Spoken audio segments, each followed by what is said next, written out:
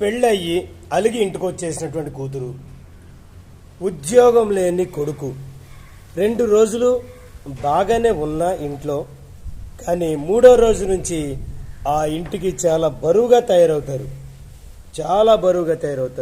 కాబట్టి ఉద్యోగం సంపాదించాలి, కష్టపడి ఉద్యోగం సంపాదించండి. స్టూడెంట్స్ అందరూ కూడా బాగా చదువుకుని, అదేవిధంగా మ్యారేజ్ అయ్యి పుట్టింటి నుంచి మెట్టినింటికి వెళ్ళినటువంటి ఈ యొక్క అమ్మాయి చక్కగా మెట్టినింటిలో మంచి మంచి కొత్త విషయాలు తెలుసుకుంటూ అందరితో కలిసికట్టుగా ఉన్న రోజు ఎటువంటి ప్రాబ్లమ్స్ అనేవి ఉండవు. నువ్వు దెబ్బలాడి ఇంటికి వెళ్ళిపోయినా సరే ఆ ఇంటోళ్ళకి చాలా భారం అవుతావు.